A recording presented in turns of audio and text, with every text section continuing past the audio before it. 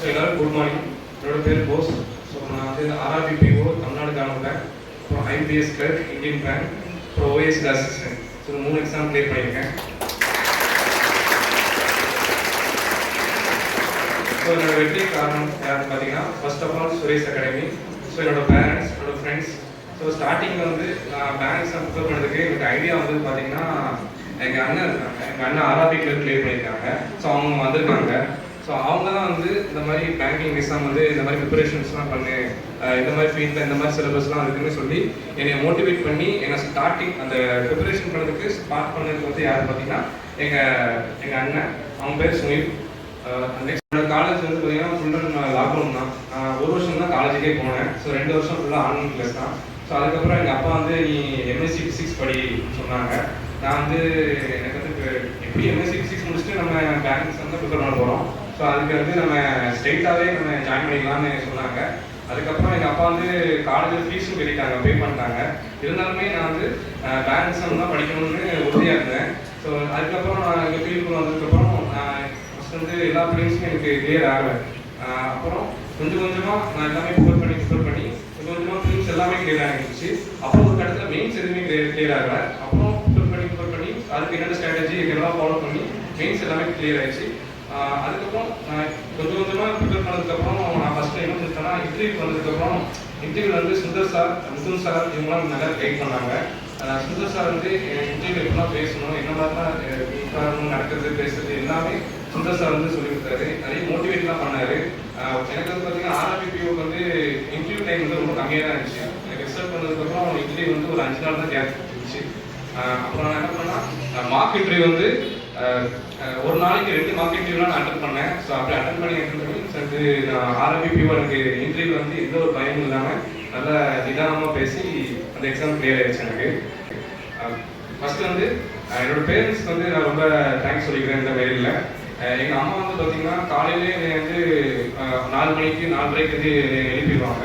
எப்படி நான் 10th 11th 12th public exam prepare பண்ணணும், அதே மாதிரி பேங்க் எக்ஸாம் ஒரு மெயின்ஸ் எக்ஸாம்லாம் வரும்போது என்னை காலையிலேயே எழுப்பி 5 மணிக்கு 4:30 எழுப்பி என்னை வந்து படிக்க சொல்லுவாங்க. ரொம்ப ஹெல்ப்ஃபுல்லாக இருந்தாங்க, ரொம்ப மோட்டிவேட் பண்ணுவாங்க. அவங்களுக்கு வந்து என் மேலே 100 நம்பிக்கை வச்சது பார்த்தீங்கன்னா எங்கள் அம்மாவும் அப்பாவும் தான்.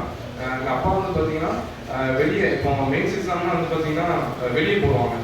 Kerala mains exam Kerala, means வந்து பிஎஸ்என் காலேஜ் போட்டுருவாங்க. அந்த மெயின்ஸ் வந்து கேரளா தான் போடுவாங்க. இன்சூரன்ஸ் எக்ஸாம் பார்த்தீங்கன்னா சென்னை போட்டுருவாங்க மெயின்ஸ் எக்ஸாம். அப்போ வந்து இப்போ அந்த ஸ்டேட் போகும்போது நமக்கு திடீர்னு நாங்கள் பஸ்ஸு வசதியெல்லாம் போகலாம், அந்த லாங்குவேஜ் புரியாமல் போகலாம். இதெல்லாம் வந்து நடக்கக்கூடாதுக்காக எங்கள் அப்பா வந்து என் கூடயே வருவாங்க. கூட வந்ததுனால பார்த்தீங்கன்னா எக்ஸாம் டைமில் எனக்கு எந்த ஒரு ஸ்ட்ரெஸ்ஸும் இல்லாமல் அந்த எக்ஸாம் நான் அட்டன் பண்ணேன். அதனால இந்த எக்ஸாம் எல்லாமே கிளியர் ஆயிடுச்சு. முக்கியமான விஷயம் பார்த்தீங்கன்னா, எக்ஸாம் ப்ரிப்பேர் பண்ணும்போது சீரியஸாக ப்ரிப்பேர் பண்ணணும். ஆனால் எக்ஸாம் ஹால்குள்ளே போனதுக்கப்புறம் எதை பற்றி யோசிக்காமல் ரொம்ப காமாக நீங்கள் அட்டன் பண்ணால் மட்டும்தான் உங்களோட ஃபுல் பொட்டென்ஷியலை அந்த எக்ஸாம் உங்களால் கொடுக்க முடியும்.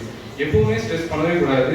இது ஒரு எக்ஸாம் தான் நீங்கள் நினச்சிக்கணும். ஆனால் ப்ரிப்பரேஷனில் நீங்கள் ரொம்ப சீரியஸாக இருக்கணும். எக்ஸாம் டைமில் நீங்கள் எக்ஸாம் ஹாலுக்குள்ள எக்ஸாம் நீங்கள் ஸ்டார்ட் ஆகும் போது நீங்கள் வந்து மைண்டை காமாக வச்சுக்கிட்டீங்கன்னா உங்களோட ஃபுல் பொட்டென்ஷியலை நீங்கள் கண்டிப்பாக இம்ப்ளிமெண்ட் பண்ண முடியும்.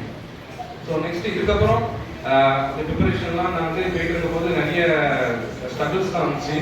எனக்கு ஏன் மார்க் இம்ப்ரூவ் ஆகணுன்றதுக்கு இந்த செக்ஷனில் போகுது அப்படின்னு பார்க்கும்போது எல்லாருக்கூடயும் சேர்ந்து படிக்க ஆரம்பித்தேன். குரூப் ஸ்டடி படிக்க ஆரம்பித்தேன்.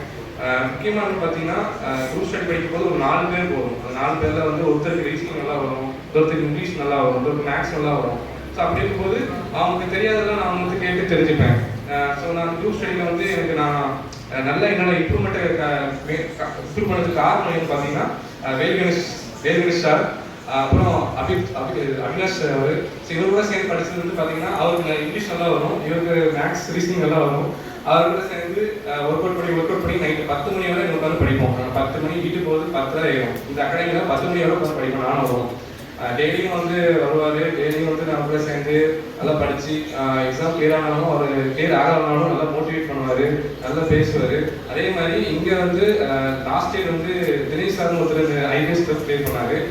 அவர் வந்து பார்த்தீங்கன்னா ஸ்டார்டிங்கில் நான் இங்கே அகாடமிக்கு வரும்போது நிறைய மோட்டிவேஷன் சொல்லுவார். மணிக்கணக்காக என்கிட்ட வந்து பேசுவார்.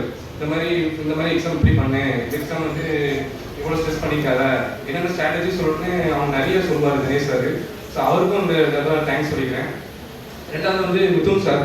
ஸோ அவர் வந்து பார்த்தீங்கன்னா நிறைய ஹெல்ப் பண்ணியிருக்காரு. ஃபார் எக்ஸாம்பிள் என்ன சொல்லணும்னா, அந்த ஐபிஎஸ் பிஓ டைமில் வந்து எக்ஸாம் ஒரு டெஸ்ட் மாதிரி வச்சாங்க, சைக்காலஜிக்கல் டெஸ்ட் மாதிரி ஒரு ஆன்லைனில் போடுற மாதிரி ஒரு டெஸ்ட் வச்சுருந்தாங்க.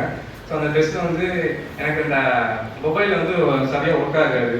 அதுக்கப்புறம் அந்த மாதிரி கரெக்டாக அந்த எக்ஸாம் டைமுக்கு ஒரு அரை மணி நேரத்துக்கு முன்னாடி தான் தெரிஞ்சு இந்த மொபைலில் வந்து என்னால் ஆப்ரேட் பண்ண முடியல, அந்த டெஸ்ட்டை என்னால் போட முடியும்னு தெரிஞ்சு. உடனே நான் அவர்கிட்ட சொன்னபோது அவரோட ஃப்ரெண்டு கூப்பிட்டு ஒரு ஆண்ட்ராய்டு ஆப்பிள் மொபைல் வாங்கி எனக்கு கொடுத்து அதில் டெஸ்ட் போட்டேன். அதுக்கப்புறம் எனக்கு ரொம்ப நான் எதிர்பார்க்கவே இல்லை, ஏன்னா இவர் நினச்சிருந்தா அதை பண்ணாமே இருந்திருக்கலாம். ஆனால் அவர் அந்த நேரத்தில் வந்து அவர் போய் அந்த அவரோட ஃப்ரெண்டை கேட்டு அதை ஒரு மணி நேரம் அந்த பெர்மிஷன் வாங்கி அந்த மொபைல் வாங்கி அந்த மொபைலில் தான் நான் டெஸ்ட் போட்டேன். ஸோ அவருக்கு ரொம்ப தேங்க்ஸ், அவர் ரொம்ப நல்ல மனசு அவருக்கு. இன்னொன்று என்னென்னா அகாடமிக் வந்ததுக்கப்புறம் நிறைய நல்ல பர்சன்ஸ் கூட நான் பழகிருக்கேன். அவங்க கூட நிறைய விஷயத்தை நான் கற்றுருக்கேன். அவங்களுக்கு சொல்லி கொடுத்தது வந்து என்னன்னா, நீங்கள் வந்து ப்ரெஷர் ஆகிக்காங்க. எப்பவுமே வந்து ஒரு எக்ஸாம் டைம் சரி, என்ன பண்ணால் நீங்கள் எக்ஸாம் பண்ணும்போது எவ்வளோ தூரம் நீங்கள் காமாக இருக்கீங்களோ, எவ்வளோ தூரம் நீங்கள் காமாக உங்கள் மைண்டை ரொம்ப ரிலாக்ஸாக வச்சுருக்கீங்களோ அந்த எக்ஸாம் கண்டிப்பாக கிளியர் ஆகும். நான் ஆர்ஆர்பி பிஓ கிளியர் பண்ணுறதுக்கு முன்னாடி ஐபிஎஸ்பி வந்து இன்டர்வியூ வரைக்கும் போயிட்டேன். இன்டர்வியூ போய் ஓவரால் மார்க் கிளியர் ஆகணுன்னே ரொம்ப டிமோட்டிவேட் ஆச்சு. அது என்னன்னா, நான் ரொம்ப ஹோப் வச்சது என்னன்னா ஐபிஎஸ் பிஓ தான். ஸோ ஐபிஎஸ் பிஓ கிடைக்காதப்போ ரொம்ப டிமோட்டிவேட் இருந்தோன்னே சுந்தர் சார் சொன்னார், உனக்கு அது கிடைக்கணும்னா பரவாயில்ல, உனக்கு கண்டிப்பாக ஆர்ஆர்பி பிஓ கிடைக்கணும்னு அவர் சொன்னார். அது ரிசல்ட் வர்றதுக்கு ஒரு மாதம் முன்னாடியே அவர் சொன்னார். எனக்கு அது நம்பிக்கை இல்லை, ஆனால் ரிசல்ட் வந்ததுக்கப்புறம் எனக்கு ரொம்ப ஹாப்பியாக இருந்துச்சு. ஆர்ஆர்பி பிஓ கிடைச்சது எனக்கு ரொம்ப ஹாப்பி. ஸோ என்னோட பேரண்ட்ஸுக்கு, என்னோட ஃப்ரெண்ட்ஸுக்கும், சுரேஷ் அகாடமிக்கும் என்னோட தேங்க்ஸ் சொல்லிக்கிறேன். So thank you.